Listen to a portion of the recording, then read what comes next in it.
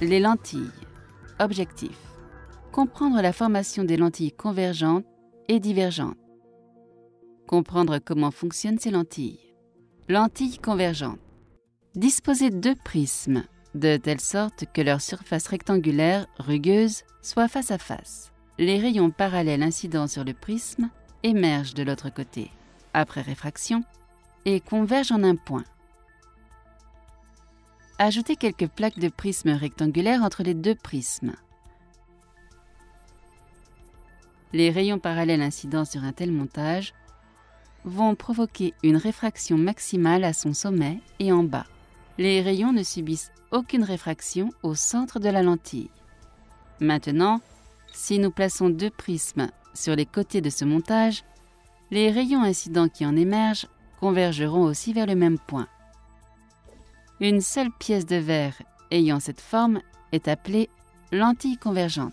On peut considérer que les surfaces courbes de la lentille sont des parties de sphère. Le centre de cette sphère est appelé centre de courbure de la lentille et le rayon de la sphère est connu sous le nom de rayon de courbure de la lentille. La ligne joignant les centres de courbure des côtés de la lentille est l'axe principal qui passe par le centre optique de la lentille. Les rayons incidents parallèles à l'axe principal subissent une réfraction et convergent vers un point situé sur l'axe principal de l'autre côté de la lentille. Ce point est appelé point focal ou foyer de la lentille. La distance entre le centre optique de la lentille au point de contact est appelée distance focale de la lentille. La distance focale de la lentille dépend de ses rayons de courbure. Prenez deux lentilles de même diamètre, mais de différentes épaisseurs, et donc de courbures différentes. Lorsque des rayons lumineux parallèles incidents arrivent sur elles, ils traversent la lentille épaisse et subissent une réfraction plus importante que dans le cas d'une lentille mince et convergent à une distance qui réfracte moins. Ainsi, la lentille épaisse a une distance focale plus courte que la lentille mince. L'image formée par notre lentille convergente est une image réelle d'un objet. La lentille convergente peut concentrer la lumière solaire en un point situé de l'autre côté de la lentille. La concentration de l'énergie lumineuse peut alors chauffer et enflammer le papier. La lentille de l'œil humain est naturellement convergente.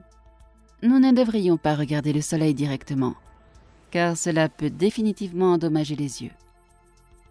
Nous avons donc compris que les faisceaux de lumière incidents arrivent sur la lentille convergente, la traversent et convergent de l'autre côté. Elle peut aussi être appelée lentille plan convexe. Penchons-nous sur un autre type de lentille qui dévie le rayon lumineux qui la traverse. Lentille divergente. Placez deux prismes en contact par leur sommet et ajoutez quelques plaques de prismes rectangulaires à côté de chacun d'eux.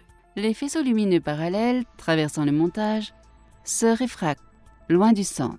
Dans l'ensemble, nous observons que la lumière subit une divergence quand elle émerge de l'autre côté. Un seul morceau de verre ayant cette forme et ayant des courbures intérieures est appelé lentille divergente. Les rayons incidents parallèles arrivant sur la lentille divergente se réfractent quand ils émergent de l'autre côté. Si les rayons divergents se propagent devant la lentille, ils semblent alors se retrouver en un point du même côté de l'objet. Ce point est appelé point focal ou foyer de la lentille divergente. Le soleil, vu d'une lentille divergente, apparaîtrait comme un point. À ce stade, si vous placez un papier, il ne serait pas chauffé. L'image ainsi formée est une image virtuelle. Les lentilles divergentes sont utilisées pour corriger la vue chez les personnes atteintes de myopie. La lentille divergente est également utilisée dans les judas des portes pour obtenir une image réduite de la personne de l'autre côté de la porte.